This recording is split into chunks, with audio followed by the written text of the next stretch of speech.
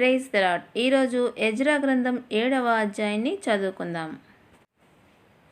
ఈ సంగతులు జరిగిన తరువాత పారసీక దేశం చక్రవర్తి అర్తహషస్త పరిపాలన కాలంలో ఎజ్రా బబులోను నుంచి జెరూసలేంకు వచ్చాడు. అతని వంశవృక్షం ఇలా ఉంది.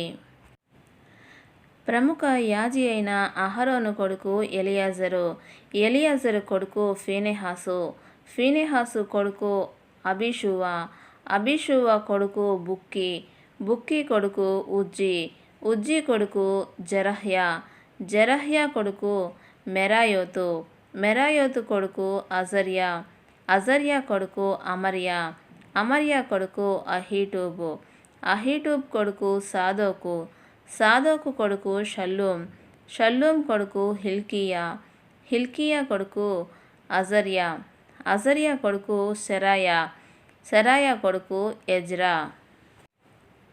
ఇశ్రాయేల్ ప్రజల దేవుడు యెహోవా ప్రసాదించిన మోషే ధర్మశాస్త్రంలో అతడు ఆరితేరిన ధర్మశాస్త్రి. అతని దేవుడు యెహోవా చెయ్యి అతనికి తోడుగా ఉండటం వల్ల అతడు అడిగిన ప్రతి దానిని చక్రవర్తి ఇచ్చాడు.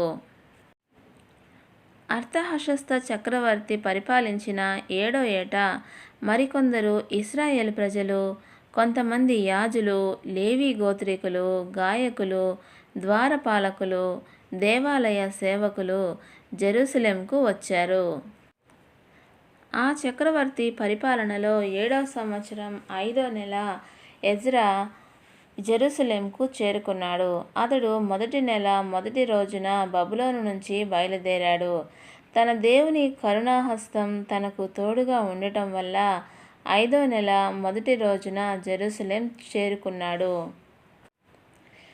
యెహోవా ప్రసాదించిన ధర్మశాస్త్రాన్ని చదువుకోవడానికి, దాని ప్రకారం ప్రవర్తించడానికి, దాని చట్టాలు, న్యాయ నిర్ణయాలు ఇశ్రాయేలు ప్రజలకు నేర్పడానికి ఎజ్రా చాలా శ్రద్ధ వహించేవాడు. యెహోవా ఇశ్రాయేల్ ప్రజలకు ఇచ్చిన ఆజ్ఞలు, చట్టాల విషయాలలో విద్వాంసుడైన ఎజ్రా యాజీకి అర్తహషస్త చక్రవర్తి ఇచ్చిన జాబు నకలు ఇది. పరలోక దేవుని ధర్మశాస్త్రం విషయం విద్వాంసుడైన ఎజ్రా యాజీకి క్షేమం. రాజులకు రాజు అర్తహషస్త రాసేదేమిటంటే,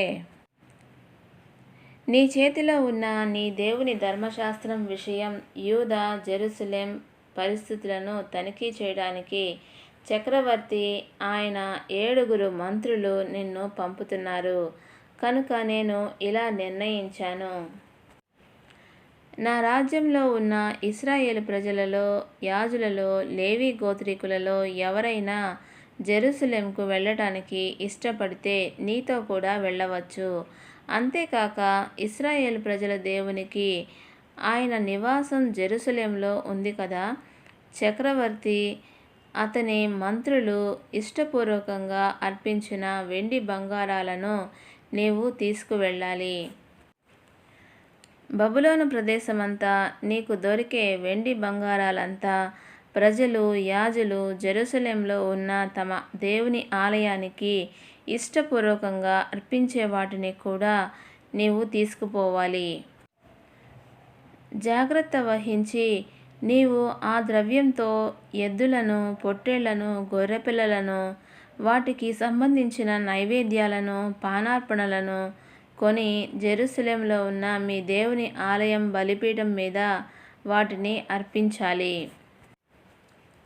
మిగతా వెండి బంగారాలతో మీ దేవుని చిత్తానుసారంగా నీకు, నీ సాటి యాజులకు మంచిదని తోచినట్టు చేయవచ్చు. నీ దేవుని ఆలయ సేవ కోసం నీకు ఇచ్చిన పాత్రలను జెరూసలేంలో ఉన్న దేవుని సన్నిధానంలో అప్పగించు. నీ దేవుని ఆలయానికి కావలసిన ఏదైనా నీవు ఇవ్వాలనుకుంటే అది రాజధనాగారంలో నుంచి నీకివ్వబడుతుంది. నేను అర్తహషస్త చక్రవర్తిని. నది అవతల ఉన్న ఖజానాదారులకు ఇలా ఆజ్ఞ జారీ చేస్తున్నాను. పరలోక దేవుని ధర్మశాస్త్ర విషయంలో విద్వాంసుడైన ఎజ్రా యాజీ మిమ్మల్ని ఏదైనా అడిగితే ఆలస్యం చేయకుండా మీరు దానిని ఇవ్వాలి. 3400 కిలోగ్రాముల వెండి వరకు, 1000 తూముల గోధుమల వరకు, 2200 లీటర్ల ద్రాక్షారసం వరకు, 2200 లీటర్ల నూనె వరకు కొలత లేకుండా ఉప్పు అతనికి ఇవ్వాలి. పరలోక దేవుడు ఏది నిర్ణయించాడో అది పరలోక దేవుని ఆలయం కోసం జాగ్రత్తగా చేయాలి. లేకపోతే చక్రవర్తికి, ఆయన కుమారులకు చెందిన రాజ్యం మీదికి దేవుని కోపం వస్తుందేమో. నేను చేసిన మరో నిర్ణయం ఏమిటంటే, యాజులలో, లేవి గోత్రికులలో, గాయకులలో, ద్వారపాలకులలో, దేవాలయ సేవకులలో, ఆలయంలో పనిచేసే వాళ్ళలో ఎవరికైనా శిస్తు కానీ, సుంకం కానీ, పన్ను కానీ వేయటానికి మీకు అధికారం లేదు. ఎజ్రా, నది అవతల ఉన్న ప్రజలకు న్యాయం తీర్చడానికి నీ దేవుడు నీకు ప్రసాదించిన జ్ఞానం ప్రకారం నీవు అధికారులను, న్యాయాధిపతులను నియమించాలి.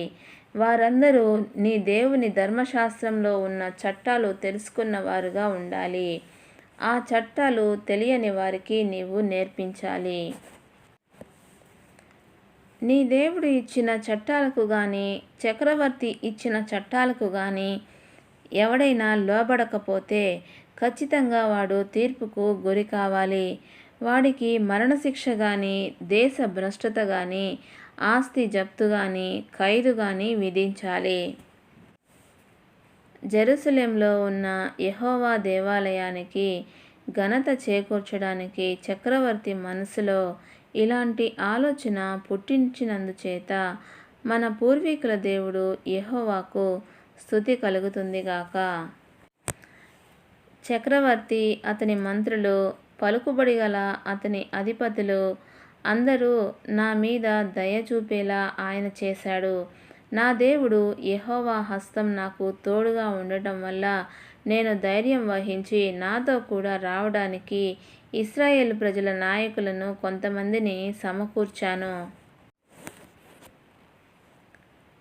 దేవుడి పరిశుద్ధ వాక్యమును దీవించునుగాక. ఆమెన్.